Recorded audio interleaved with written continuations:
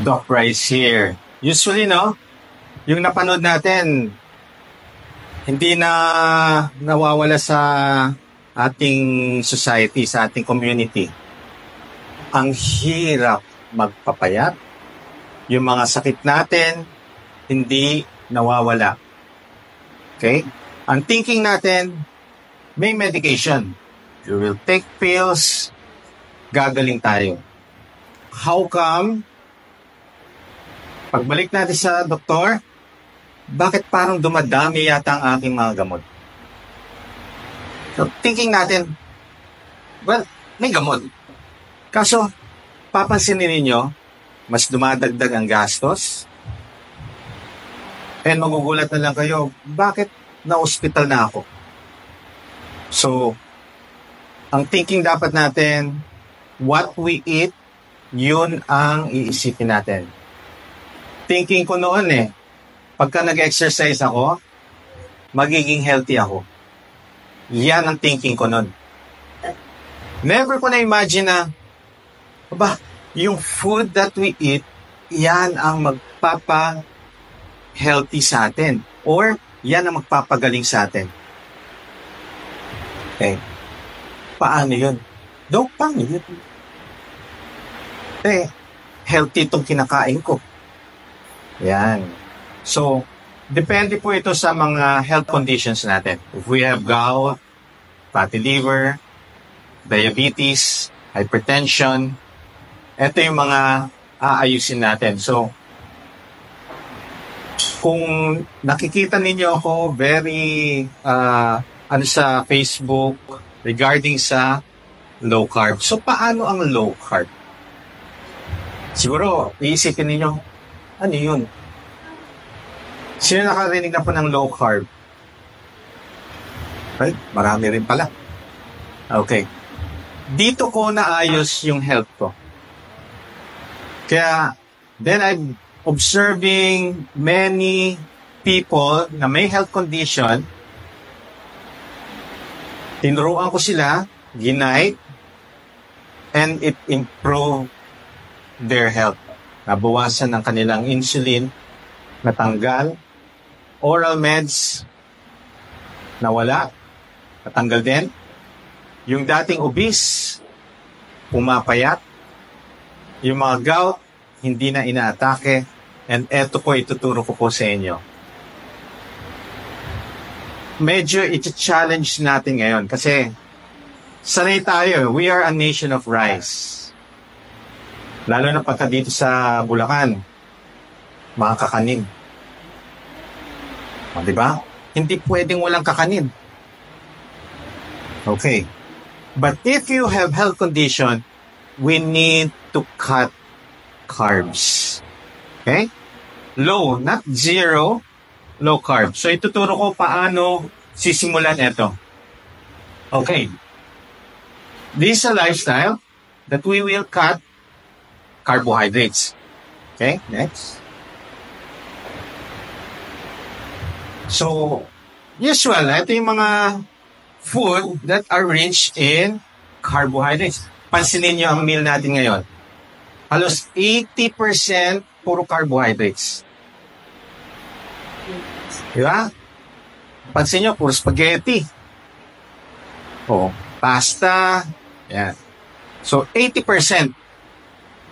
Next. Okay. In low carb, what you will eat, protein-rich whole foods. Siyempre, may vegetable and some fats. Mga healthy fats, these are olive oil, MCT oil, virgin coconut oil. Okay? So, yan yun. Then we will cut the carbohydrates. Pwede tayong pagpilian yan. It's either strict, moderate low carb, or liberal low carb. Okay, when you cut carbs, blood sugar stabilizes. Mapapansin yan pagka nag-check tayo ng sugar. No? Then, insulin level drops. Remember, pag mataas ang insulin, you will absorb or you will store fats. Pag mataas ang insulin. Pero pagka mababa siya, you will burn fats. Okay? Ayun. Easier to burn fats. If you're doing the low carb lifestyle, then satiety increases.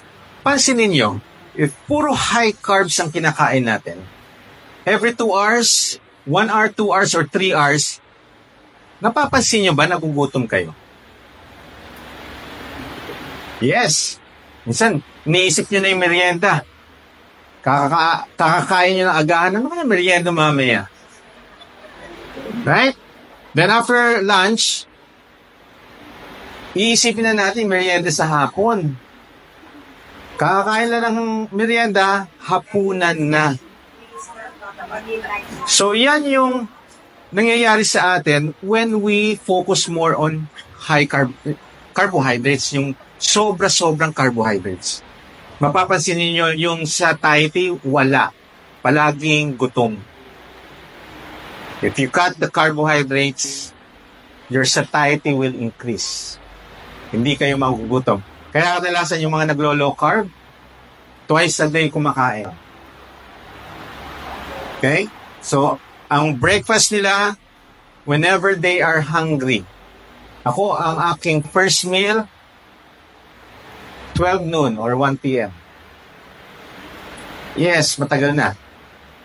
And even though nag-exercise ako, tumatakbo, 5 kilometer, 10 kilometer, nagsiswim, nagbabike ng 50 kilometer to 100 kilometer, ang kain ko pa rin is 12 noon or 1 p.m. Paano yun? Diba? Hindi ka ba nanlalata? Yes. Nung nag-umpisa ako nito, 2019, for 1 month, nanghina ako. Because, tinanggal natin, alam natin, ang carbohydrates are goal food. Ito yung nagbibigay ng energy. Meron pang isang macronutrients na nagbibigay ng energy kung pahihintulutan natin. Fats. Obese ako noon. Ang dami kong fats. Okay? So, nung nag-adapt ako to low carb, ang katawan ko, hindi na sugar ang kinukuha niyang energy. Fats na. Then, doon nag-start ang change na nangyari sa akin. Unti-unti, naglulus ako ng weight. And then, yung satiety, hindi ako nagugutom . Okay? So, sa umpisa, yes, there will be discomfort, pero ma-address po yan. Titiisin lang natin, meron tayong iinumin na electrolytes. Eat sa low carb lifestyle, eat when hungry, pero ang kakainin lang natin kung ano yung nasa safe food list. Ano ba yung mga to?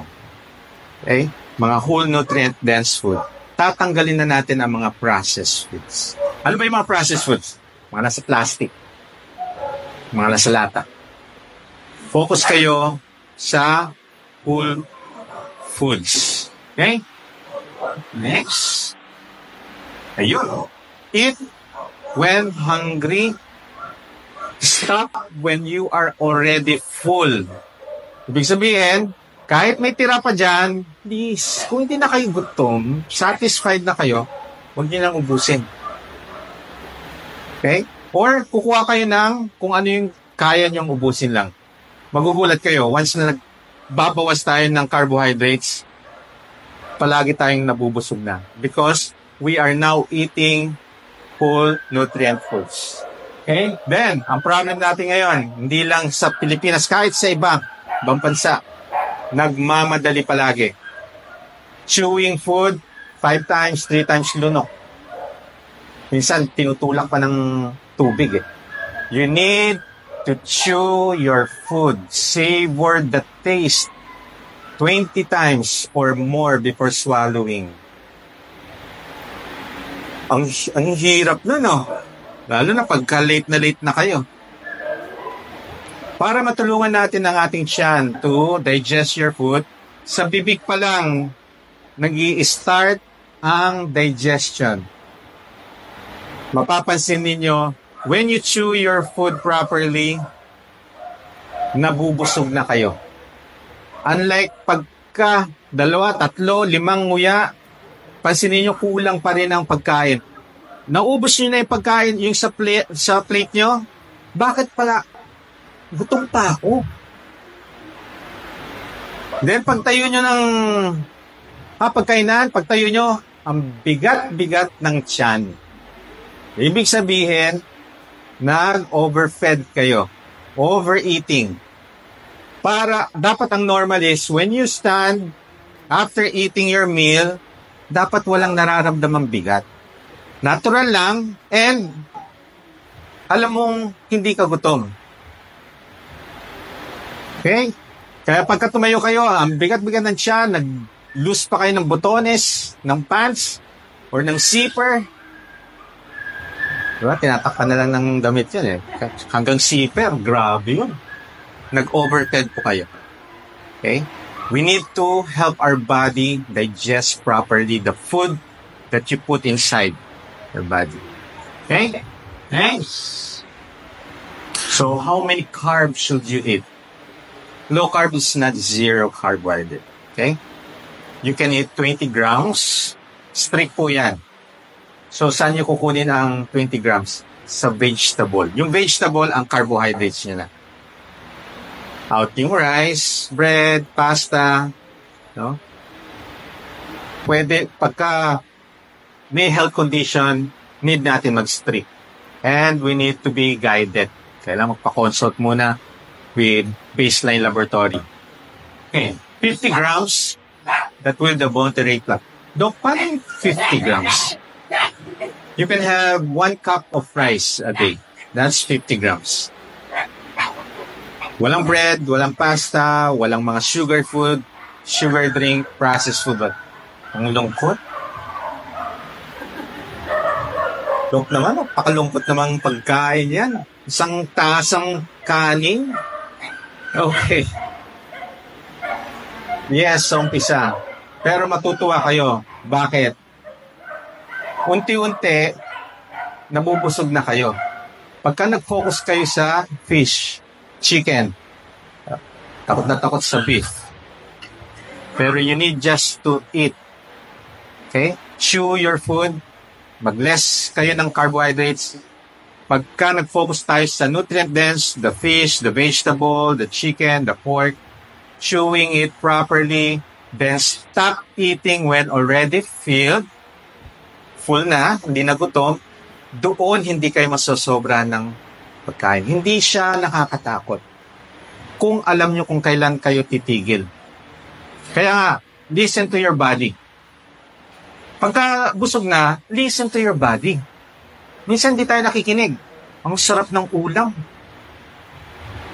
Dadamihan mo pa. Huwag kayong mag-alala. Pwede nyo namang itabi, i-ref.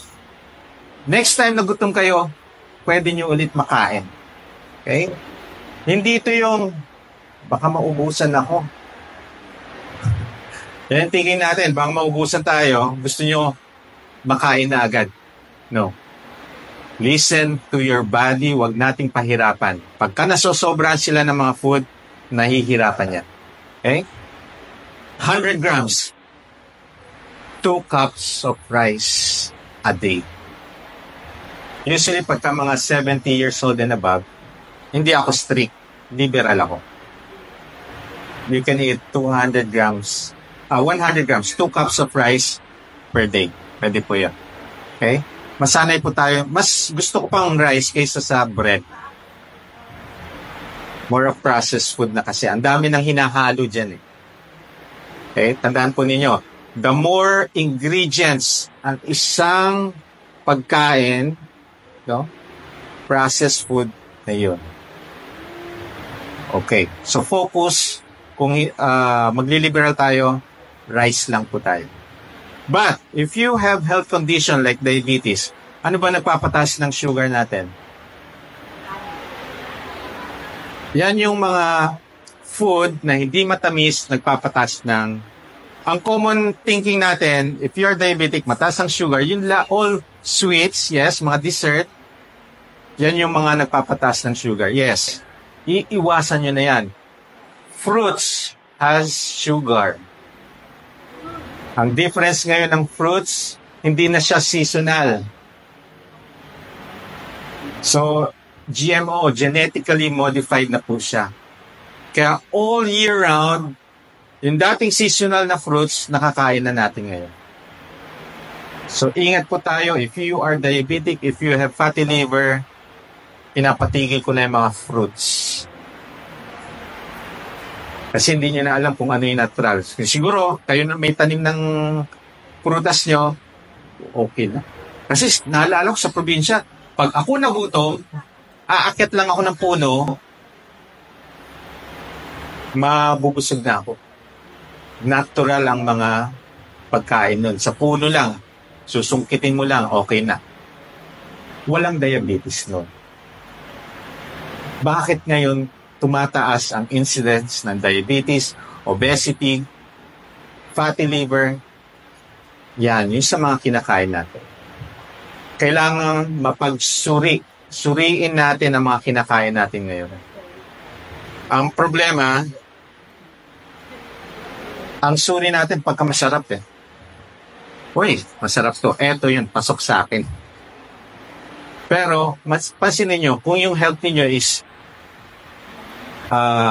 kung mapangit ang health natin, nagkakaroon tayo ng diabetes, nagkakaroon tayo ng pakiramdam na masasakit na yung mga gout natin, yung mga joints natin, nagkaka-gout. Ibig sabihin, hindi na healthy yung mga kinakain natin. Okay? Next. Okay. Sa low carb, what do we drink? Ito yung pinakasay. Water. Sino yung hindi na water? Dapat water pa rin. Ang majority of our fluids should be water. Ngayon, if you are doing the strict low carb, we need electrolytes. Okay? Combination of yan ng sodium, potassium, magnesium. Yan ang electrolytes. Okay? And, yes, pwedeng coffee. No creamer, no sugar.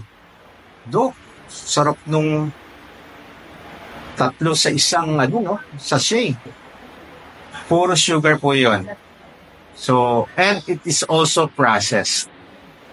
Much better ang ating inumin, black na lang, no creamer, no sugar. Masasanay din kayo. Parang ako yan eh. Dati may 2 sweetener pa, naging isa, hanggang sa wala na. And ngayon, bihira na ako magkape. Okay? Usually, nagkakape pa rin, pero hindi na yung everyday. Then, tea and cocoa. Okay? Next. Ano naman ang snack? Okay.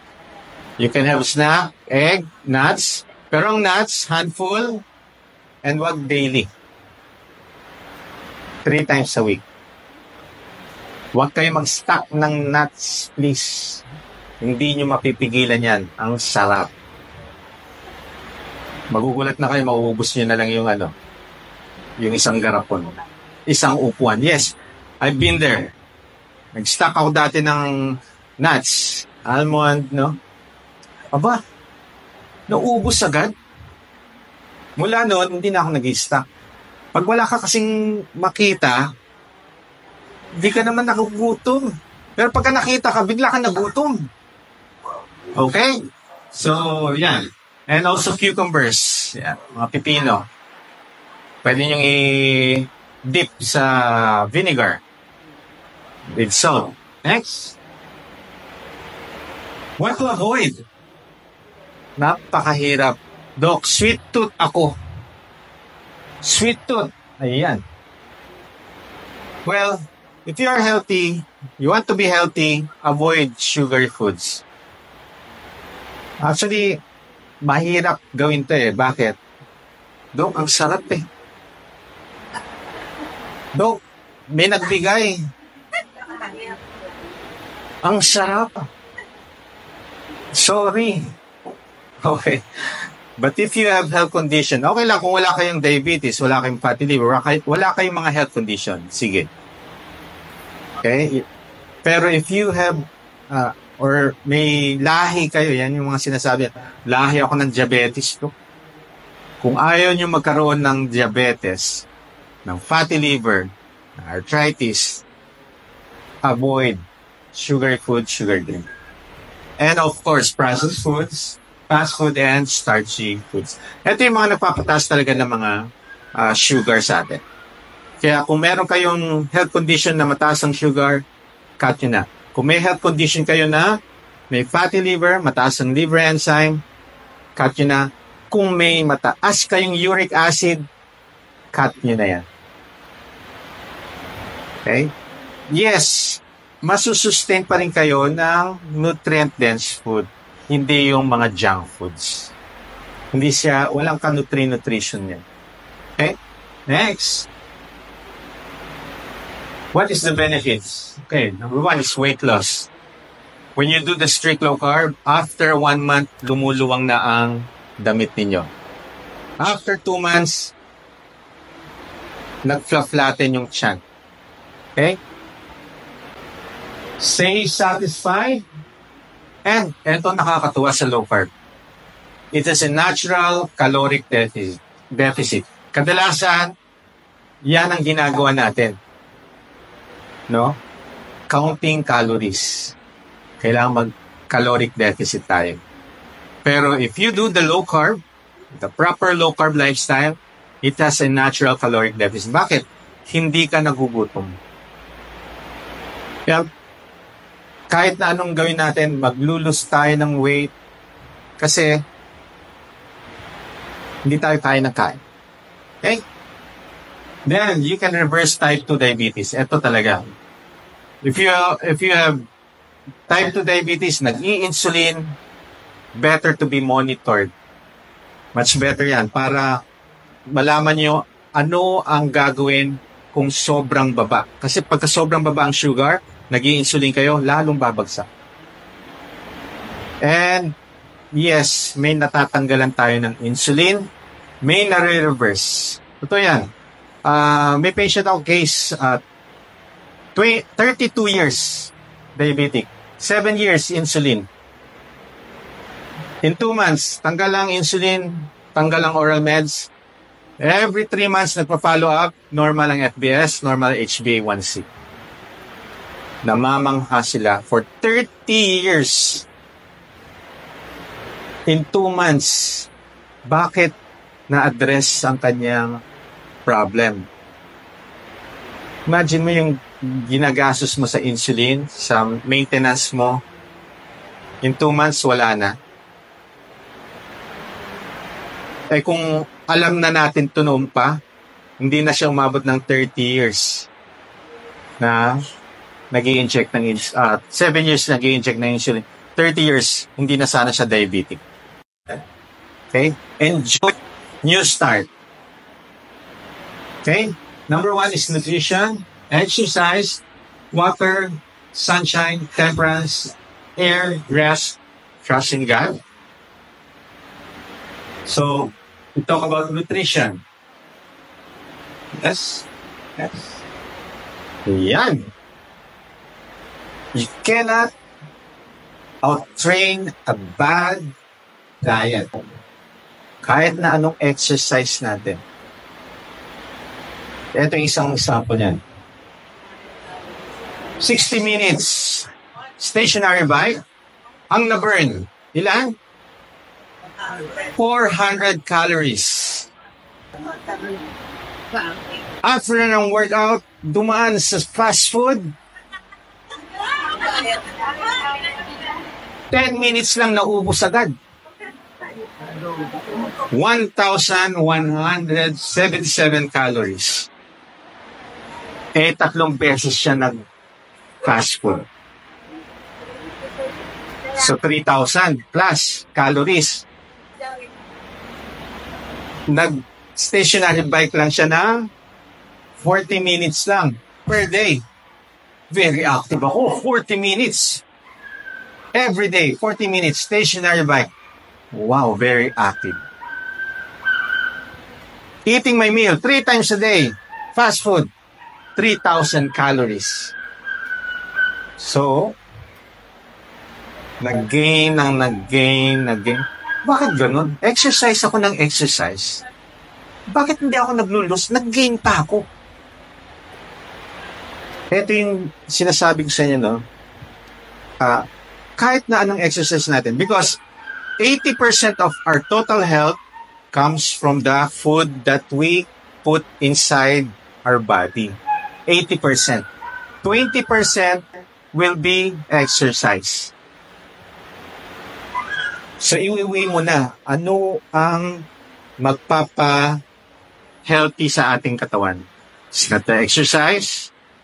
Yes, it is 20%. More so sa nutrition.